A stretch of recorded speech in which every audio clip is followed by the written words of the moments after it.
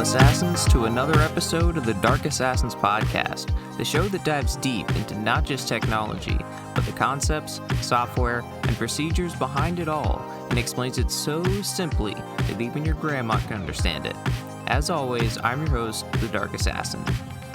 So we are pretty much going to touch on every bit of technology here because, as promised in last week's episode, we are going to be talking why game development might just be pretty much the best way to, maybe not the best, but one of the best ways to kind of learn pretty much everything in regards to technology, software development, obviously, computer science topics, and networking, and infrastructure, and DevOps. I mean, there's a ton of stuff.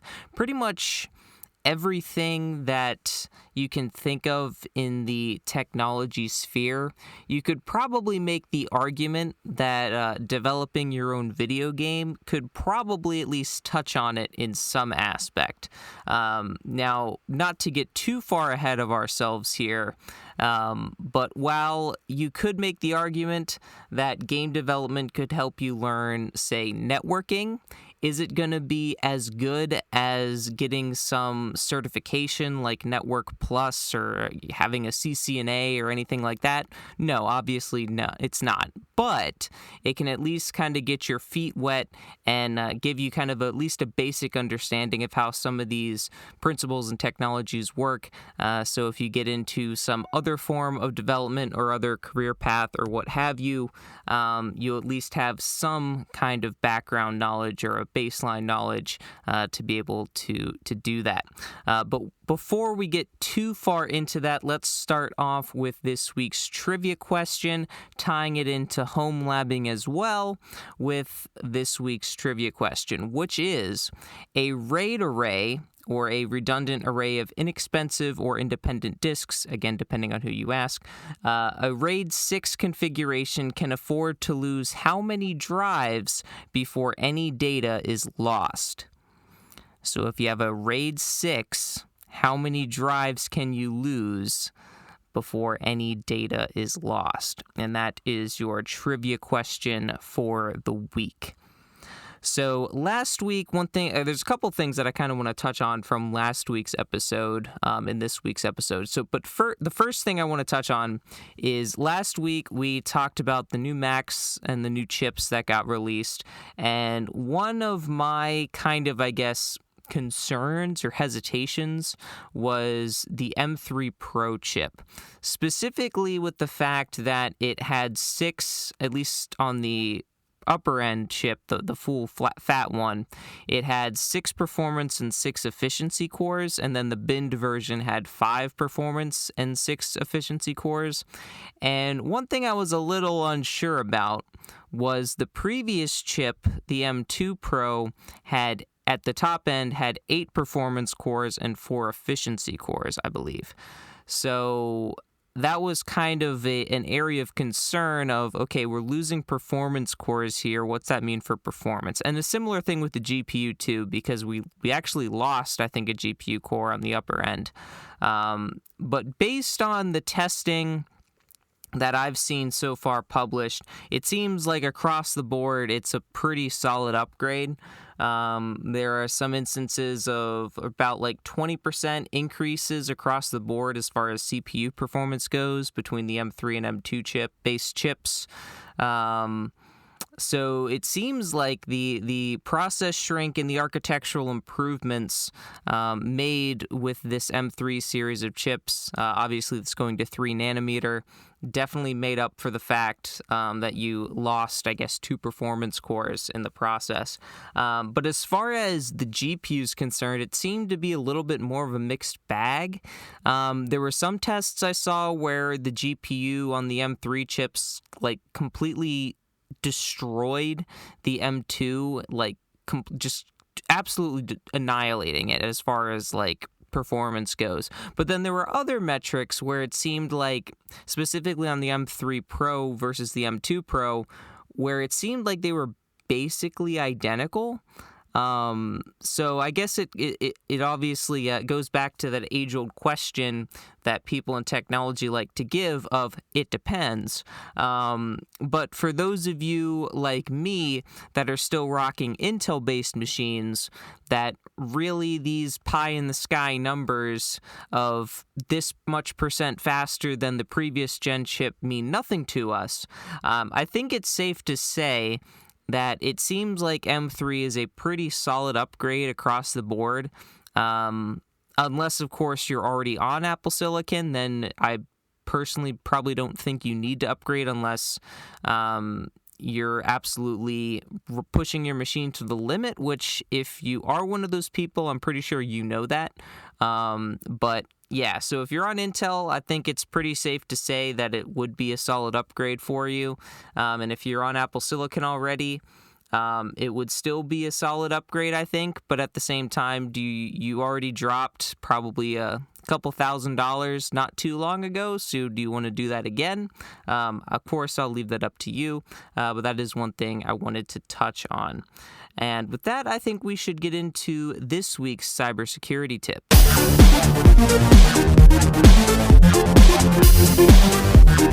So for this week's cybersecurity tip, this one is another addition to your deli drawer, I guess, in your fridge. We're adding another layer of Swiss cheese. So if you're not a regular listener of the podcast, one thing that I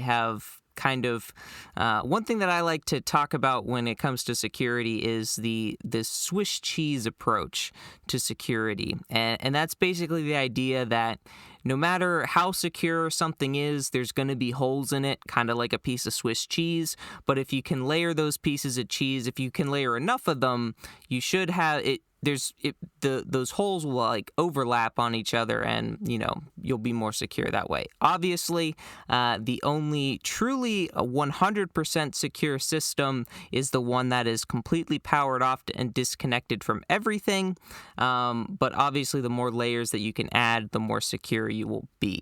So with that in mind, this week's cybersecurity tip is that you should set up a demilitarized zone, or a DMZ, anywhere that you have public-facing sites, applications, or basically anything that's external that the public internet is able to access.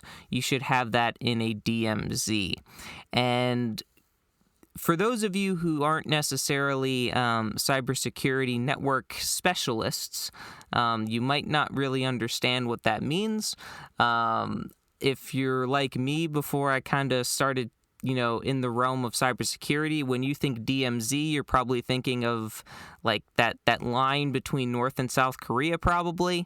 But in terms of networking, the DMZ kind of works in a very similar fashion.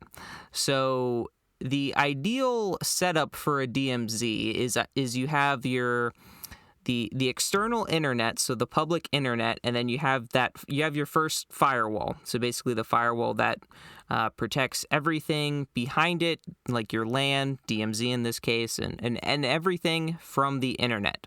Then behind that firewall, that's where you have your DMZ. And then behind that, you have another firewall that leads to your local area network, or your LAN. So the idea being, you want to segment your DMZ off from the rest of your network, so in the event that someone can break through the firewall and can break through into the DMZ and like take control of one of the devices there, like maybe they perform some kind of exploit on your server, or they send a malicious packet through some protocol that you're running, and they can get like a root shell or something and have basically admin access to do whatever they want. The idea being with the DMZ is that then they won't be able to laterally move to other things on your network that you would care about more. Like, say they wouldn't be able to then hack into your web server And then once they hacked into your web server, they can go and deploy some ransomware on your NAS and encrypt all your files, and that obviously wouldn't be good. So basically, it goes back to this idea of containment is key. You want to limit the access to it, and that's where that second firewall comes into play. So you can better determine valid traffic versus invalid traffic. Plus, adding an additional firewall there just makes it that much harder for an attacker, assuming that they would gain remote control of, say, a system that's in the DMZ. They would then have to find a way to transverse through the other firewall in order to get into your other network. So again, we're just layering on those pieces of Swiss cheese to make it harder for an attacker to break in. Because, like I said, at the end of the day, the last thing you want is for, say, a threat actor to exploit one of your publicly facing servers, whether that's like if you're an enterprise, whether that's like a mail server, a web server, some application server that you're running, whatever it is, they're able to hack that and then pivot and deploy some ransomware throughout your network and totally wreck you. Because, yeah, if they, say, take down your web server, that's kind of inconvenient. But theoretically, if you have, good backups like you should, it shouldn't be too hard to rebuild that. Plus, if you have your web server and the website contents itself in version control, which, again, you should, it should be fairly trivial to get that website back up. So it's really more of an inconvenience than anything, rather. But if they completely destroy your network because they did some pivoting and lateral movement, then you're in for a much worse time. So that's basically the main point of the DMZ, is to just add another layer of segmentation to your network and basically keep the devices that could potentially have bad actions from malicious actors gaining access to, things that touch the outside internet, just keeping those segmented from your local network and your local traffic can better protect you. Obviously, not a foolproof plan. Like I said, there's nothing in security that's a foolproof plan aside from unplugging your computer and powering it off and sitting it in the corner where no one can touch it or do anything with it. But like I said, just adding these additional layers is definitely beneficial. So that is your cybersecurity tip for the week. And the other thing I wanted to circle back on from last week was the whole Wake on LAN situation. So I know I threw in a little, me from the future, with that done goof I did, saying multicast when in fact it should have been broadcast. But I kind of wanted to go a little bit into why we use broadcast for Wake on LAN rather than a specific IP address. So the reason for this is, even if a device has a static IP address, it's not guaranteed that Wake on LAN would work, because IP addresses, as we'll get into in a little bit here, are a layer 3 in terms of the network stack, is a layer 3 thing. And when it comes to layer 3, the only way you can get between devices at layer 3 is through routing. So if you don't have a route established between you and the IP you're trying to get to, you're not going to be able to get there. So even if a device has a static IP address, it's not necessarily a guarantee that it's going to have a route established to get to it. So even if you are sending the Wake on LAN packet to the correct IP address, you're not necessarily guaranteed that they will receive it, because if the cached path or whatever on your local machine is gone, or on your router is gone, and there's no definitive way to get to that host, then you're kind of out of luck. So in theory, though, you could guarantee this if you did something like you manually assigned IP addresses on your switch, for example, on like a port level basis. So if you're assigned on your switch that, port 52 that's kind of high up. Well, I guess you could have a port 52 on your switch if you have a massive one. But say port 13 you have assigned to 192.168.1.15, say, then there's a chance that, you would be able to send your packet. The switch would know that that IP address is on this port and be able to send it along the correct way, and it could work then. Another thing you could do is, like on your router, if you set up some kind of IP MAC-based mapping, so you set this IP address points to this MAC address, that's another way that you could potentially get around it. But again, typically the broadcast address is used because, as the name suggests, it broadcasts the message to everything on the subnet. And while it technically is layer 3, it has a layer 3 component to it. It also has a layer 2 level to it as well. So we're talking about these different layers. So I think it's time that we probably refresh ourselves on the OSI or the TCP/IP model. So in a nutshell, both of these are basically the same. The main difference being that the OSI model has 7 layers compared to the TCP/IP model, which has 5. But if you really look at it, the 5 through 7 layers of the OSI model basically are kind of the layer 5 model when it comes to TCP/IP. So getting into the layers here. So we have the first layer, which is the physical layer. So this is your ones and zeros, the cable that's, doing the actual transfer of the data. Or if you're using Wi-Fi, the data stream, I guess, going through the air. And then layer 2 is the data link layer. So this is your MAC address. Layer 3 is your network layer. So these are the IP addresses that you need to do routing to get between the IP addresses. And then you have the transport layer, which is your UDP or your TCP, which is basically kind of the protocol that's being used. Are you just firing the messages off and don't care what happens like you do with a Wake on LAN? Or do you want to get a response back from the server or the client letting you know that the connection was indeed received? And then, of course, you have the 5th layer, which is the application layer. Again, the OSI model kind of breaks this up into a little more fine detail, but in a nutshell, then you have the application layer, which are things like HTTP, SSH, email, anything that uses network protocols to interact and send data. That's the application layer. So getting back to where we were, in order, like I kind of mentioned, in order to have an IP address, you need routing, which is layer 3.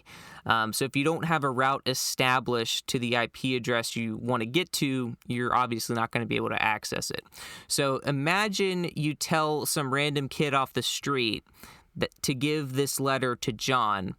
If the kid doesn't know where John lives, that letter's not getting delivered because the kid doesn't know the route established to get to John. So that's basically if you told your router, hey, I want to get to this IP address, but the router doesn't have a route for it, it's not going anywhere. But instead, if you take the broadcast approach and you tell the kid off the street, hey, give these letters to every single house in the neighborhood, then John's eventually is going to get that letter because he's in that neighborhood and everyone else is just going to kind of disregard it. So that's basically how the broadcast works in the sense in combination with Wake on LAN, which basically how it works is you send out this blast message to every device on the subnet or in the neighborhood, if you will.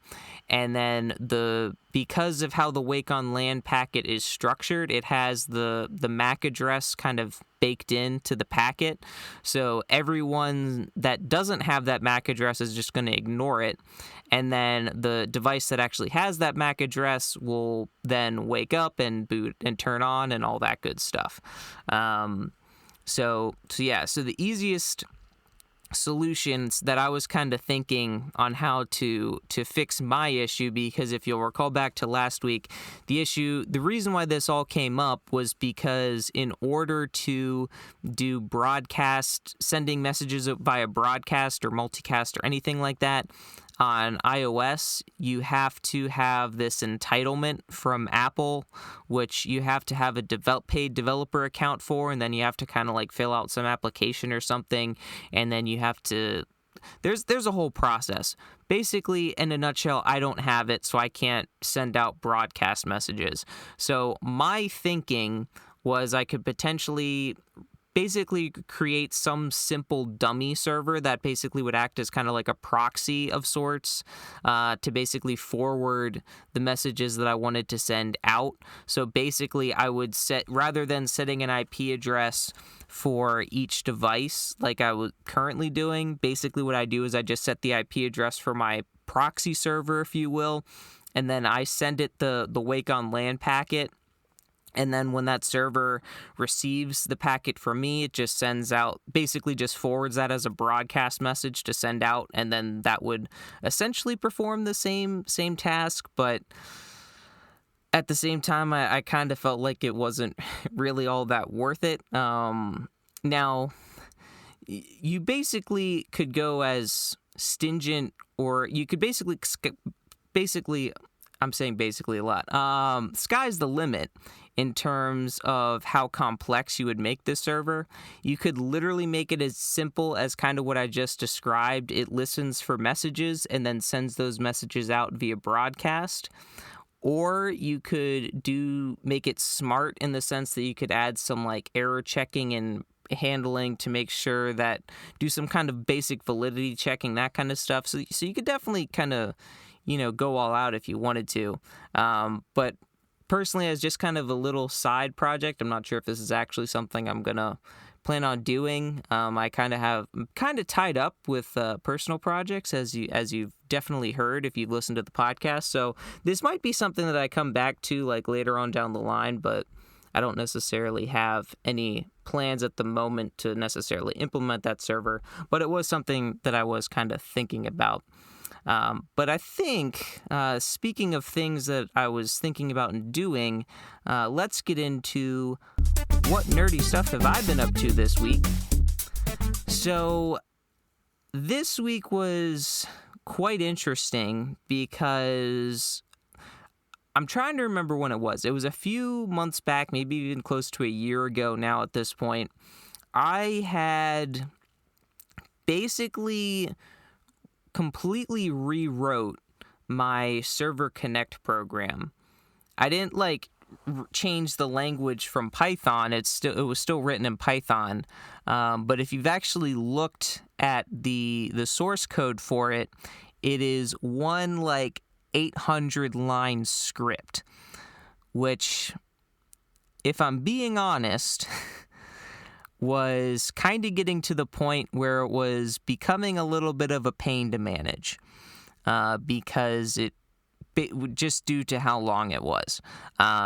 It wasn't that I didn't write it good in the sense that it was all kind of spaghetti code. It wasn't anything like that. I had functions and everything for stuff.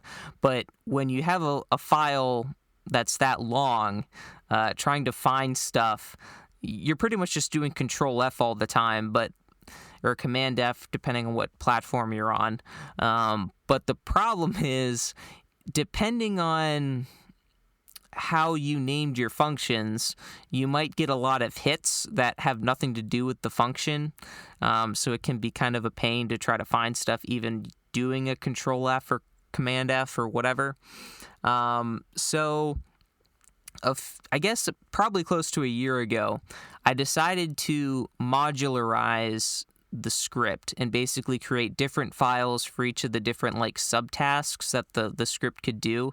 So I basically had a file that would handle the Wake on LAN support, a file that would handle doing the upgrade, the automatic upgrade thing, a file that would handle updating the connections, a file that would handle doing SCP. So I basically had a file for basically all the subtasks that the script could do. The problem was I didn't have a good way to update current users, I guess was my thing, because the problem is I was able to compile putting that in heavy air quotes because this is Python after all. But I was able to compile all those files into a single .py file that could be ran with Python. But the issue I ran into was, unlike a singular Python script, I wasn't able to just do kind of like a // and run the script like I could before. So that was going to break compatibility with current Linux and macOS users. Windows was fine, surprisingly. I usually have problems with Windows, but Windows was actually fine because in order to actually get functionality in the first place on Windows, I had to write at least functional with how I wanted it to be, where you just type connect and then whatever you want as far as the commands go. So I already had a batch file that basically handled all that, so that wasn't an issue. But on macOS and Linux, I pretty much just had one of those shebangs, is that what they call them? The pound exclamation mark and then the path to the thing to run the file, so you can do the // or just type the name of the application or whatever. So because it was essentially compiled, if you will, if I did the normal method of how I would do upgrades, it would basically break because you couldn't run the program that way anymore and it would cause issues. So I pretty much shelved the project, but I decided to take another look at it, and I pretty much decided to go with it and reworked some things, redid how the upgrades works, and currently now it is working. I called it version 4.0.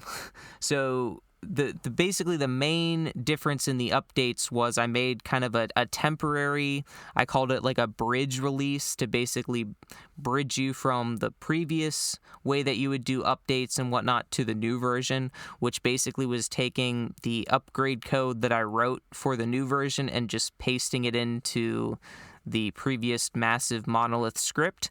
So the script will do what it normally does, pull the update from my website, and then when you try to upgrade again, it'll then go to GitHub to actually pull the updates. And the reason why this works is I was able to basically so every time I do a release for this, I kind of package everything up. So what this script does when it looks for an upgrade is goes out to GitHub and uses the GitHub API to basically see what the latest version is, compare that to the current version. If so, it'll download the latest update, kind of unpack it, install it, and be good to go. And it also has the added benefit of being able to actually pull the release notes in, which is kind of cool, I guess. So that was kind of a big update that I was working on this week. I think it's definitely going to make the code a lot more manageable and easier to read and kind of work with now that everything's kind of broken up into smaller files. So that was something that I was pretty happy about. And as far as other updates, I discovered a bug in my command prompt bypass batch script. So if you're unfamiliar, I wrote a batch script that'll basically restore the functionality of a command prompt on Windows if you run into an issue where you see a message saying that the command prompt has been disabled by your administrator. I did a whole episode on, that whole process, and I have a blog post on it. But I basically found an issue, and I think I kind of knew this was an issue, where depending on what command you would type, if it included quotes, you could potentially have, I guess we'll say, undefined behavior, in the sense that you could get something, you wouldn't necessarily get your desired result. So I ended up fixing that, getting that all working. So now at this point, it's basically a one-to-one drop-in replacement for the command prompt. The only difference is it still doesn't have support for setting like local environment variables. And the main reason for this, I don't want to get super into the weeds, but how it bypasses the check of it being a command prompt is it runs it basically uses a one-time use of the command prompt to execute a command and then exits the command prompt. So if you were to set a local variable, it would just be immediately erased because you're only using one-time sets for the command prompt, one-time commands, and then it basically going away. So that's why one of the reasons I haven't implemented. But with that said, for about 30 lines of batch file code, I would say it's pretty darn good as far as being like a one-to-one replacement for the command prompt. And to be honest, if you don't even use like setting of local variables, environment variables, and like in the command prompt when you're using it, at this point it is a one-to-one drop-in replacement. So that was something I was pretty hyped about. And then the last thing I want to touch on before we get into the meat and potatoes of this episode is I got a site-to-site VPN working. And if you're kind of wondering what that means, or you thought I already had a VPN set up, I did, and I do, but one of the issues I ran into was I could connect to my LAN, no problem with using my VPN. But one thing that was a little bit of a problem was I couldn't have devices on my LAN connect to clients of the VPN because of IP differences. And if you remember back to when we were talking about the Wake on LAN discussion with layer 3, if you don't have routing established between the IP addresses, you're not going anywhere. So because the IP addresses were different and the IPs of the clients were basically behind the VPN server, kind of on their own network, there was no route between the LAN clients versus the clients of the VPN, so that's why they couldn't talk to each other. So I basically decided to create a WireGuard VPN on my pfSense router, so there would actually be routes between the two networks, so you could actually get from one to the other, and got that working all good.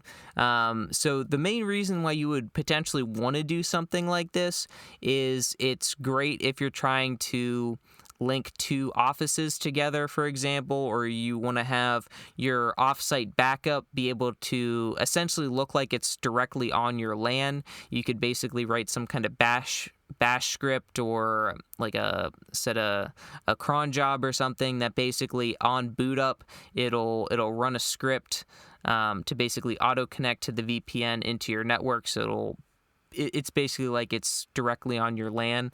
Another thing that this could be useful for is if you want to connect friends or family's houses together. So if one of you, say, has a media library on like Jellyfin or Plex or something, and you want others to be able to access it, you could potentially do a site-to-site connection like that as well.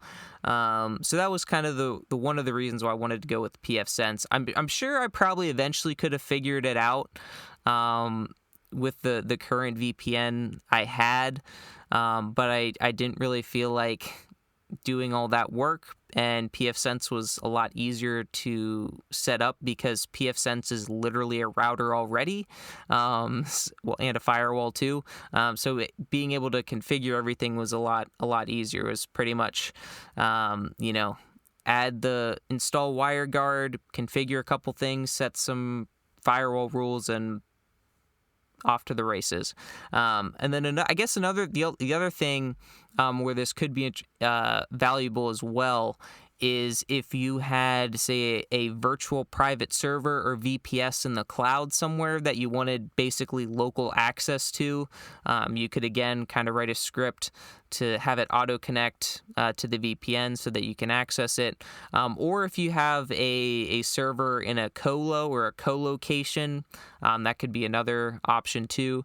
If you're not familiar with what a co-location is, it's basically a data center, like a legitimate data center that you can pay to rent rack space, and you can put your own server in there, and they'll basically give you, I think, a network drop and power cables, and you basically pay for the space and I think the electricity, and there might be a couple other things, but basically a good way to have kind of like an offsite server So that would be another case where you could have some kind of script for it to auto connect into your local network. So it's basically like it's in your house, essentially. So that was something that I was pretty hyped about as well. And with that, I think we should probably get into the meat and potatoes, which is why game development is so good, and why I'm basically calling it the Swiss Army knife of IT, if you will. Now, kind of like I mentioned at the top of the episode, is it the best at all of these? Absolutely not. But at the same time, you could make the argument that a Swiss Army knife isn't going to be the best screwdriver. Does it have a screwdriver? Yes, it does. But is it going to be as good as a legit screwdriver? No, not even close. But it can help you in a pinch. So with that, I think we should I want to get into the different aspects of why game development is so good and beneficial. So first off, probably the most obvious is if you develop your own game, it'll improve your software development skills. I know that one right here, Sherlock Holmesing this one with how unobvious that one was. So obviously, if you're creating a game, you're writing code for the game, you're obviously going to learn a good amount about software development. And piggybacking off of that, algorithms and data structures. So anyone that has programmed a game before or is thinking about programming a game, algorithms and data structures, I mean, that's basically the core of software development. But I wanted to highlight these specifically because depending on what kind of game you're making, these algorithms and data structures could potentially get fairly complex and would really help you learn and better understand how they work. Specifically, if you're trying to implement a game that already exists, kind of getting to understand how the algorithms that they wrote kind of work, or if you're creating something brand new from scratch, designing your own algorithms yourself to try to, make them as optimized as possible, or try to find the best way to come up with a solution. There's a lot of ways that you can really dig into algorithms, trying to develop a game. If you're, looping through, checking to see if you have inventory in your bag, or the checks for, bounds checking and, navigating through all the collision objects. And there's a lot of algorithms that go on behind the scenes of video games. And if you're like me, whenever you play video games, you kind of it kind of loses the magic a little bit sometimes, because you're sometimes thinking of how the developers implemented a certain feature. So I think I mentioned it on the podcast a while ago, where I'll be playing a video game and I'll just be trying to think behind the scenes about how some aspect or feature of the game I'm playing was implemented, and sometimes I break the immersion for myself because I'm too busy trying to focus on how the game was programmed rather than just enjoying the game. I think the same goes for those in the film industry. Like, they're kind of focused on how a shot was done, or how the angle was captured, or the lighting, or whatever, that they can't actually appreciate the film itself. Or if you're into science fiction or something, but you're also a physicist or astronomer or something, you have this battle of thinking how does the math actually work here, rather than, just kind of focusing and enjoying the movie or the book or whatever. So kind of the same thing with me when it comes to video games, but algorithms, definitely a big thing that you will have to work a lot with when doing any kind of game development. And then data structures being another one, because obviously somehow, some way, you're going to have to represent your data. I'm assuming that you unless you're doing some like text-based game, you'll probably need some kind of data structure in order to capture the data. For instance, if you're creating some kind of RPG or role-playing game, you're going to have probably some sort of data structure to keep track of the user's inventory. If you are creating, in my case, a Pokemon game, you're going to have a ton of different data structures for how you encapsulate the Pokemon themselves, how you store them in their various potential configurations, parties, boxes, all that good stuff. There's a lot of ways there's a lot of data structures that have to go in to video games as well. So those are, I guess, kind of the gimmies, if you will. I think those are the pretty obvious ones. But then we get into some more ones that you might not necessarily think about. And another thing that game development can really help you with is understanding computer architecture as a whole. So depending on what platform you're developing your game for, you're going to have to get an understanding of how that specific platform is architected in order to optimize your game and program it accordingly.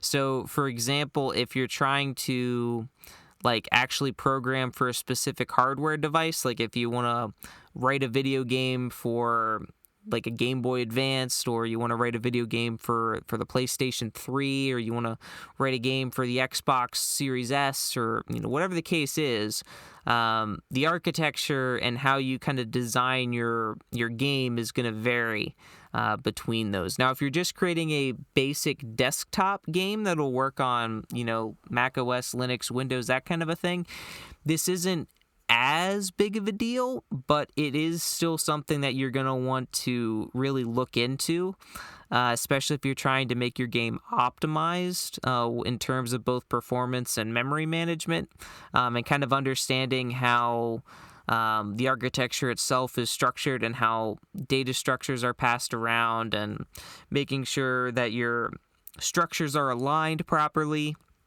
We talked a few weeks ago about, bit alignment and why that's so important, on how you should make sure your structures are aligned to make sure you're optimizing your memory usage, because even if you might not think it's that big of a deal, wasting, say, 6 bytes per structure, once you start to scale that up to like the actual size that the video game's going to be, it adds up pretty quickly. Especially if you're combining multiple structures that aren't properly aligned together and not aligning them there, you could potentially, it's basically a compounding effect, and it grows exponentially.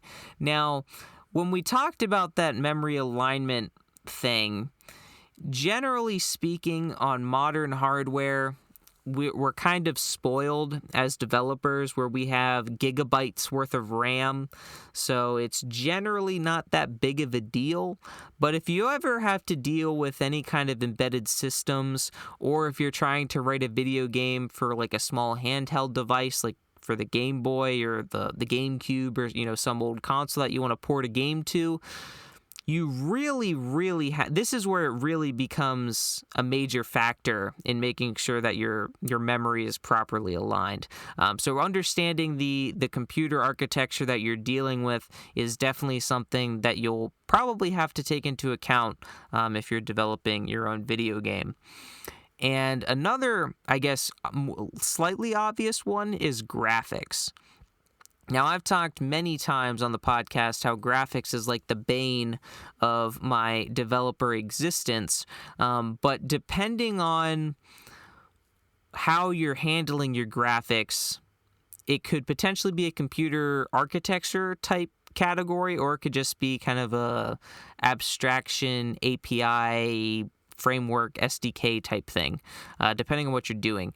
If you are, say, writing for an embedded system like an old console, then you're going to have to really understand the architecture of how it's designed in order to properly display the graphics. Similarly, if you aren't using a pre-made graphics library and you're doing all that or essentially writing your own graphics library. That's another situation where you're really going to have to understand not only the computer architecture, but the GPU architecture as well, in order to be able to properly display your graphics and get that communication between your program and the graphics card. So definitely something else that you're gonna learn about is how to do graphics programming if you're doing any kind of game development. Now, I guess if you're using like a legitimate game engine, you'll be a little bit abstracted from this because you can kind of click and drag things. But even still, you probably will have to deal with some graphical programming and understanding how graphics work, especially when it comes to things like collisions. That's going to be one thing that you're probably going to have to deal with, regardless of if you're using a graphics engine or not. And another programming, computer science based topic that you'll run into if you're doing any kind of game development is state machines. So we talked about this a couple weeks ago in regards to state machines. Basically, this idea of you have a variable, generally kind of like an enum of sorts, that basically defines what state of execution in the program you're in, and then based on that state of execution, you display something different to the screen, you perform a different function, whatever the case may be, depending on your game. Keeping track of what state you're in is pretty crucial in making sure your game runs and plays smoothly, and displays things when it should and handles things when it should, and all that good stuff. So state machines, definitely another computer science topic that you're going to have to learn and understand when doing game development. And it's a great way to take the foundations of computing, basically at least in my opinion, the most boring part of the computer science degree, because it's all like theoretical and there's no actual coding involved, and you take that theory and put it into practice. So state machines, definitely going to have to learn those. And here's one that doesn't necessarily specifically tie in to computer science and technology itself, but if you recall back a few months ago, we talked about how software development meets physics, and here is another thing that you might have to deal with if you're doing game development. And the reason I say might is this is very dependent on what type of game you're developing.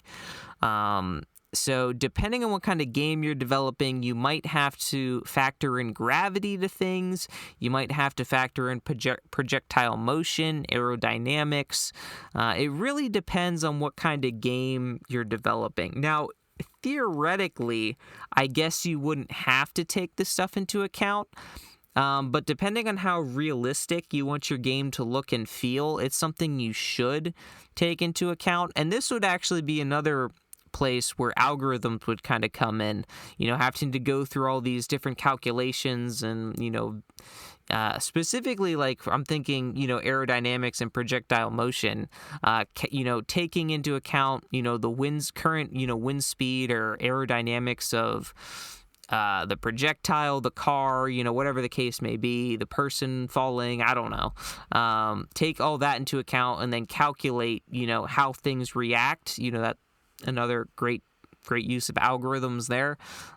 So another instance where, yeah, you think game development, it's just writing code, but there's actually, a lot more to it than simply just, click-clacking away, being a code monkey. There's a lot of other principles that kind of get involved when you start getting really into game development. And another aspect, which again, you may or may not have to deal with, but probably might, is networking. So I guess this is kind of heavily dependent on the kind of game you're making, but if you want to have any sort of multiplayer component to it, unless you bake in being able to use multiple controllers or multiple keyboard and mice, that kind of thing on the same machine, if you're doing any other kind of multiplayer, you're going to have to deal with networking. And there's a good chance you're probably going to have to come up with your own networking protocol. So that will give you a real quick education on how networking works and writing clients and servers and all that good stuff. So if you're doing game development and want any kind of multiplayer aspect, you're definitely going to have to deal with networking. But even if you aren't doing any kind of multiplayer, you still might have to deal with networking depending on how you want to handle updates to your game or any kind of DLC or downloadable content for your game. Because if you want to do any kind of automatic updates or DLC or anything like that, you're going to have to do networking, because you're going to have the application reach out to somewhere to check for updates or check for DLC or whatever, and download that and install those updates or install that DLC or whatever the case may be. So networking, I think at this point is probably, it's safe to say it's going to be a guarantee for your game, unless your idea of your game is once it's done, and it's never getting any updates. And if it does get updates, you have to re-download the new version, which you definitely could do that. But I would personally recommend doing the not necessarily automatic updates, but the ability to check for updates, and if there are updates, pull them down and update the game itself. For a couple of reasons. One, it's convenient for the end user. And two, what a heck of a learning experience that would be to understand the networking behind it, the network protocols involved of reaching out and parsing, responses from servers and all that stuff, and downloading the data and extracting it, installing it, all that good stuff. So it's a great learning experience for you. It makes the life of your end users a lot easier, a lot better. So it's really a win-win for everyone, because you're learning, you're making your user's life easier. I mean, what more can you ask for, right? So networking, definitely something that you will almost certainly have to deal with when it comes to developing a game. And another big point is cybersecurity.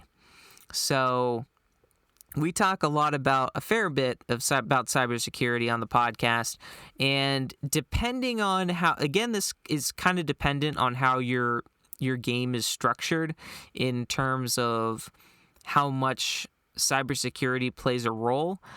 But if you're dealing with any sort of user input, cybersecurity instantly plays a role, because if you're dealing with user input, as I've mentioned many times, always assume that the user input is malicious unless you verify and determine otherwise. So if you have any portion of your code that interacts with user input, one, you need to make sure that the buffer allocated to the user input won't be overflowed, so they can perform a buffer overflow exploit on you.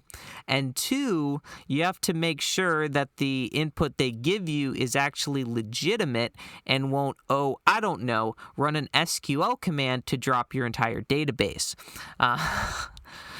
That obviously won't be good. So verifying and validating user input is definitely something that you'll have to take into account in terms of game development when it comes to making your game. But also, if you are doing any kind of hosting for your game, so going back to the networking aspect here, if you have any kind of game server running to allow people to play together or allow people to communicate or transfer data between one another, or any kind of server application that you have, one thing you'll have to account for is denial of service attacks or distributed denial of service attacks, or any other kind of network-based attack that a malicious actor could try to take down your server. And going back to the user input aspect, if you do have a server running to accept, to handle user input for whether it's multiplayer or transferring data between one another, you'll definitely want to make sure that you are validating every piece of data that comes through that server to make sure that it's not some malicious actor trying to, do some nasty things. So yeah, another instance where cybersecurity will definitely play a role if you are developing a video game. Another aspect I want to touch on too is DevOps. So while this is probably maybe something you won't necessarily have to deal with, I would recommend doing it because automating your building, your testing, and your deployments makes your life so much easier. Especially once your code base becomes quite large, as code bases generally tend to be for video games. Being able to perform all of the automated testing, building, and deploying of your code makes your life a heck of a lot easier. So personally, if you don't have a build system set up and you're manually compiling every single one of your source files and then manually linking them together, first off, what are you doing? Which I guess on the one hand, if you are that person, I think I first off have to just straight up applaud you for your determination, because I would go insane if I had to, for the game that I'm developing, if I had to manually compile and link every single one of those source files together, all that typing and all. No, thank you. So if you are that person, first off, I'm not sure how you do it, but second off, you need to get a build system in place to automate your life, because it'll make you definitely a lot more productive, that is for sure. But the other thing too is, having some kind of CI/CD pipeline isn't necessarily as critical when you're in the development stages of the video game, but once you get to the point where it's like actually legitimate game and is playable, this is where that would become a lot more important. And specifically, if you're, like I mentioned previously, if you're running some kind of server for the game, having an automatic deployment feature is definitely something that would be very beneficial to you. And specifically going back to that aspect, if you're doing any kind of hosting for the game, whether that's a server or whatever, being able to manage that infrastructure through some kind of DevOps pipeline will definitely make your life a heck of a lot easier. So I would definitely recommend doing that. And I guess the last thing that I want to touch on, I'm probably missing some things, but the last thing that I want to touch on is probably the talking point of the year, that of course being artificial intelligence. And this one might be another obvious one. Depends on what your game is, but if you have any kind of enemies in your game, you're probably going to want to have some form of artificial intelligence for those enemies, so they're not just performing actions randomly, and really easy to defeat. So you'll probably want to have some kind of intelligence in there, whether you are doing some kind of heuristic-based artificial intelligence. Again, going back to the algorithms portion, if you're doing any kind of artificial intelligence programming into your video game, there will be algorithms involved with that. So whether you're doing a heuristic-based approach, which kind of essentially probabilities, what's having the AI kind of have some logic on what's the best decision to do given some previously weighted choices and inputs from you, the user, against them. Whether you train your own machine learning model that you then integrate into your video game, whatever the case is, if you have any kind of enemies that you have to go up against or fight or whatever, you're going to have some artificial intelligence baked in there. And don't get me wrong, when you're first starting out, it'll probably be pretty rudimentary and pretty simple and basic. But then as you kind of, learn and, develop this, you'll get better and you'll improve. And kind of, as the video game scales, right, when you start out in a new video game, the AI is always pretty terrible, just like your AI, and is probably going to be pretty terrible when you first start creating your first one. I know when I first started creating AI for video games that I would make, they were pretty dumb.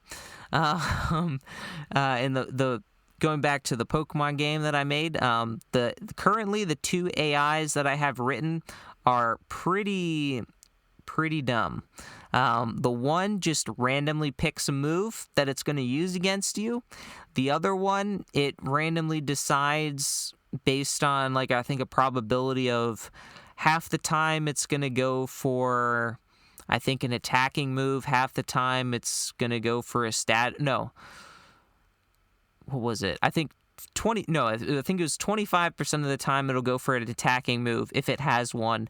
25% of the time it'll go for a status move if it has one. And then 50% of the time it'll just pick a move at random. So pretty dumb, but there is at least maybe a shred of intelligence there, maybe. But again, this would be, obviously be for early game enemies, and later on, the AI would get smarter, obviously. But again, that's going back to also touching on the algorithms approach too.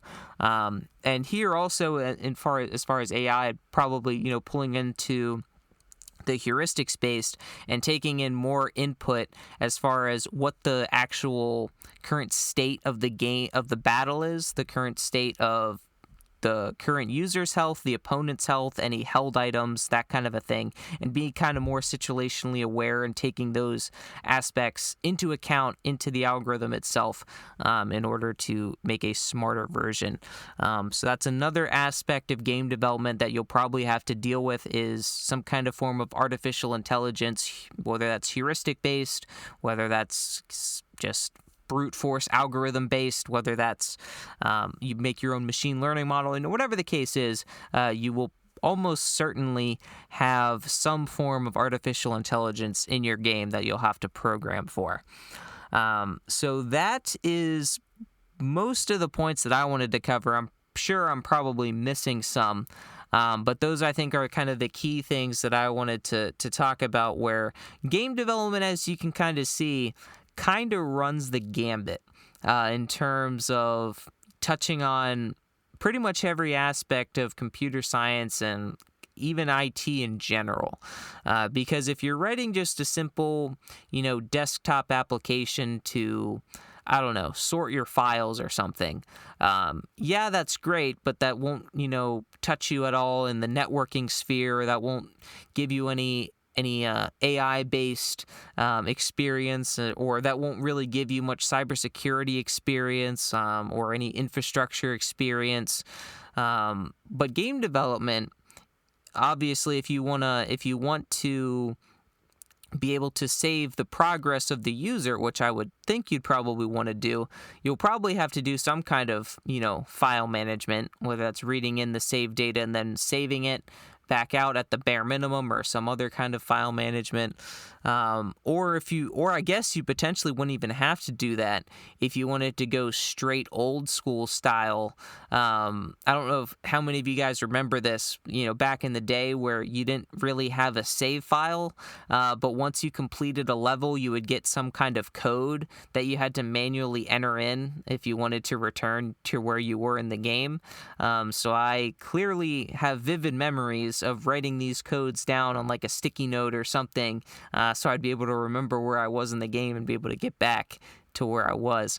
So I guess technically, if you wanted to go that route, you definitely could, and you wouldn't really have to deal with any kind of like file operations at all. But I guess going back to that is another aspect of game development where you would kind of have to have some kind of understanding of the operating system you're developing for. Especially in terms of if you're doing any kind of reading and writing of files as far as like save data, or especially if you're doing any kind of updates as far as like installing new updates, figuring out where you have to put files as to make sure they install properly, and kind of getting an understanding of the operating system. Another aspect of game development that you might not think about on the surface, but is definitely something that you'll have to take into account. And we talked about one thing you have to take into account potentially is any kind of like hardware administration if you're like hosting a server or something. And when it comes to hardware, one thing you'll probably have is RAID setup, which is a fantastic segue into the trivia question for this week, which is a RAID 6 configuration can afford to lose how many drives before any data is lost? And if you said 1 drive, you are thinking of RAID 5, my friend, because RAID 6, you can lose 2 drives before you're at risk of losing any data. So RAID 6, you can lose 2 drives and don't have to worry about losing data. Although I guess it should be mentioned if you are running a RAID 6 and you lose 2 drives, you definitely want to start rebuilding that array because you're on borrowed time. Because one of the places where you're most likely there's a higher chance of you losing a drive is during the resilvering process or the process of rebuilding the array due to all the read, write, and calculations that have to go on in order to rebuild the array. Puts a lot of strain on the drives. So yeah, you definitely don't want to be in that situation if you can avoid it. But at least RAID 6 does give you that flexibility where you can lose 2 drives, and at that point you don't have to worry necessarily about losing any data, but you definitely want to rebuild that array ASAP. So if you learned anything in this episode, I know we covered a decent amount in terms of game development. Definitely share it around if you enjoyed. Comment, send me an email, subscribe to the podcast, give it a rating and review, all that good stuff. If you have any questions about this episode or topics for future episodes, you can feel free to shoot me an email at contact@darkassassinsinc.com. The link for that, as usual, is down in the show notes below. And that's going to do it for me in this episode of the Dark Assassins podcast. Until next time, my fellow assassins, remember, bull nothing equals true. If action not equal to null, return true. I'll see you next time on the Dark Assassins podcast.